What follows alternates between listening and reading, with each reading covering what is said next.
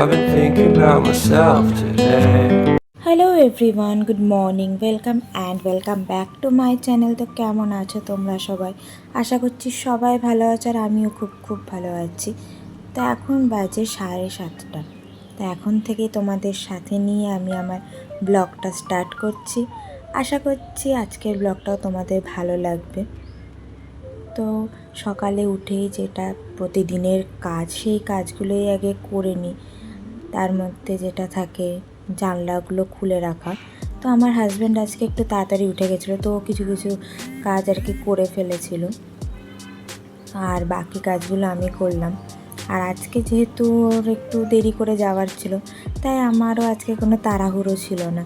আর এটা না খুব বাজে জিনিস, জানো, তাড়াহুড়ো না থাকলে না যে কি সব কিছু লেট হয়ে যায়, তোমাদের কি বলবো। তাড়াহুড়ো থাকলে সব কিছু টাইমে হয়, আর যদি একবার জানা হয় যে আজকে তাড়াহুড়ো নেই, ততই যেন সেদিনকে লেট হয়ে যায়।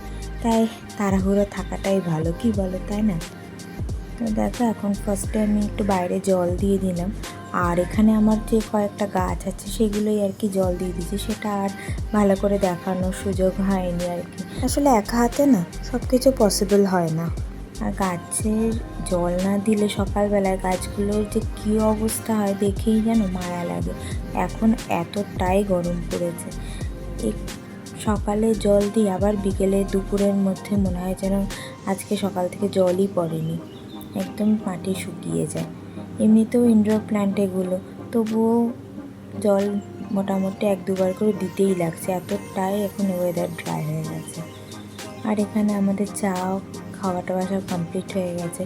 এবার ভাবলাম যখন তাড়াহুড়ো নেই, তাড়াতাড়ি করে বিছানা গোছানো আর ঘরের টুকটাক যা কাজকর্ম আছে সেগুলোও করি। আর যেটা বলছিলাম, যখন বিকেলবেলা করে একটুখানি ঝড় বৃষ্টি টাইপের হচ্ছে, তো বৃষ্টি 2 দিন ধরে আর হচ্ছে না, কিন্তু ঝড়ে খুব হাওয়া দিচ্ছে, তার জন্য কি হচ্ছে জানো, পুরো ঘরগুলো যেন ধুলো হয়ে যাচ্ছে। আর বিকেলবেলার দিকে না জানলা ফানলা না খুললেও খুব গরম লাগে, আর ঘরের মধ্যে না কেমন একটা দম বন্ধ মতো মনে হয়, তাই জানলাটা বাধ্য হয়ে খুলতেই লাগে। আর হাওয়াটা হয়তো ঝড়ের মতো না হলেও, কিন্তু যেরকম হাওয়া দেয় সেই হাওয়াতেও বেশ ধুলোটা হয়েই যায় সব দিকে। তাই ডেইলি ডেইলি মুছেও যেন মনে হয় যেন কতদিন মোছা হয়নি, সব কিছুতে ধুলো পড়ে যায়। এইভাবে আমি আস্তে আস্তে করে সব কটা পরিষ্কার করছি জায়গাগুলো। আর আয়নার অবস্থা তো ধুলোর থেকেও বেশি আমার মেয়ে করে খারাপ। ওর হাতে যা পায়, ক্রিম বলো ভেজলিন বলো যেটাই পায়, ও সব কিছু আয়নাতে মাখায়, মানে নিজেকে দেখে সেটা আয়নাতে লাগায়, আর তাতে আয়নার অবস্থা আরও খারাপ হয়ে যায়। আর দেখো, বেডের যে এই জায়গাগুলো হয় না, এটা অনেক দিন হয়ে গেছে আমার মোছাই হয়নি। তার জন্য যে খাঁজগুলো থাকে, যে ডিজাইনগুলো থাকে, তাতে প্রচুর পরিমাণে ধুলো জমে গেছিলো। তাই আজকে ভাবলাম যখন টাইম আছে তো এইগুলো একটা একটা করে করে নিই, না তো থাকতে থাকতে না সব পড়েই থাকে আর করাই হয় না। আবার কবে ছুটি পাবো সেদিনকে যেন আরও বেশি কাজ হয়ে যায়। তো আজকে টুকটাক টুকটাক করে ভাবলাম এগুলো করে নিই, তাহলে ছুটির দিনে না অত চাপ পড়ে না। আর এমনিতেই তো ছুটির দিনে যেন মনে হয় কাজের আরও বেশি পাহাড়। তাই আজকে যখন টাইম পেয়েছি তাই আমি এগুলো করেই নিই। আর তারপরে আজকে একটুখানি ভেবেছিলাম যে ব্রেকফাস্টে একটু অন্য কিছু করব, আর সেই জন্যই আর কি অঙ্কনকে বলেছিলাম একটু ব্রেড নিয়ে আসতে, তো ওটাই আনতে গেছিলো। তো সেই ফাঁকে ভাবলাম আমিও একটু একটু যা কাজ বাকি আছে সেগুলোও করে নিই, কারণ এসে গেলে আবার ব্রেকফাস্ট করতে লেগে যেতে হবে, কারণ ও আবার অফিসে বেরোবে, 10:30টার মধ্যে অফিসে বেরিয়ে যেতে হবে আর কি। তো সেই জন্য ভাবলাম যে যতক্ষণ না আসে ততক্ষণ যত দূর কাজটা এগিয়ে রাখা যায়, কারণ আমি জানি, যেটা বললাম, যে ও বেরিয়ে গেলে যেহেতু আর আজকে এমনিতেও না ওর লাঞ্চে বাড়িতে আসার ছিল না, আর সেই জন্য বললো আজকে একটু লেট করেই যাই।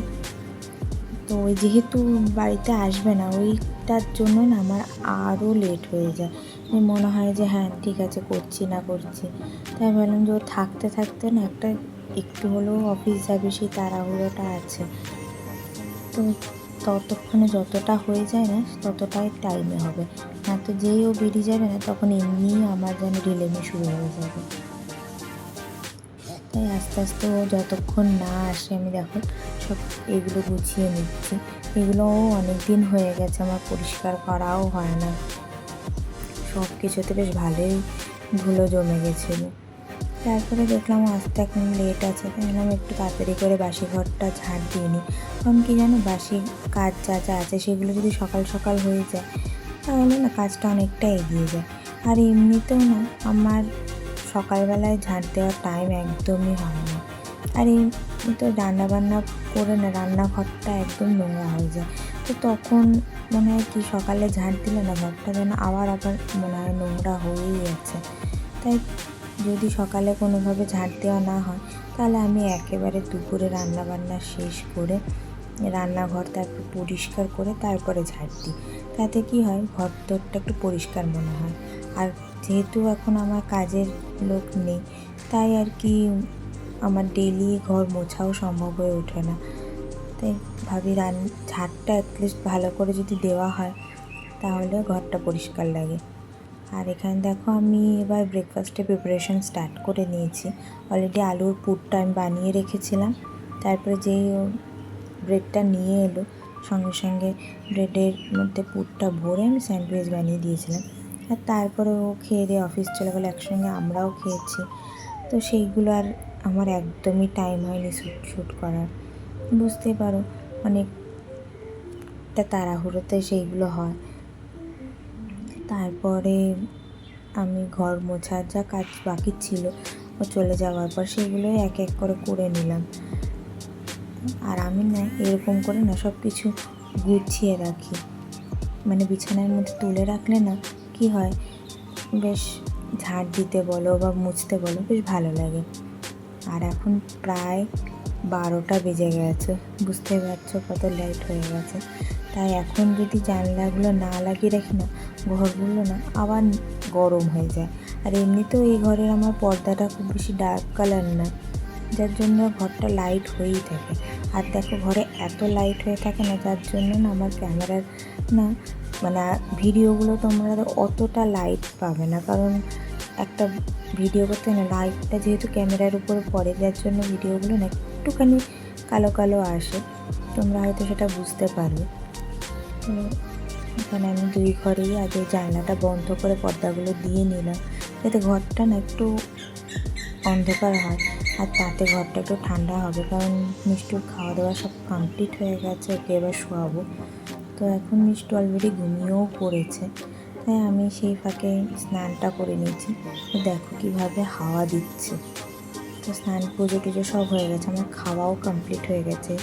আর এখন একটা বড় কাজ করবো, সেটা হলো মিষ্টুর দুধের বোতলটা পরিষ্কার করা।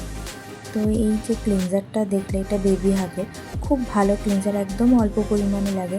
একটুখানি কোয়ান্টিটি নিয়ে তারপরে 1 লিটার জল ভরে রাখলেই ওটা দিয়ে অনেক দিন চলে যায়, বটলগুলো পরিষ্কার হয়ে যায় খুব ভালো। কখনো কখনো আমরাও যে বটলে জল খাই সেগুলোও ওটা দিয়ে পরিষ্কার করে নিই, খুব ভালোভাবে পরিষ্কার হয়।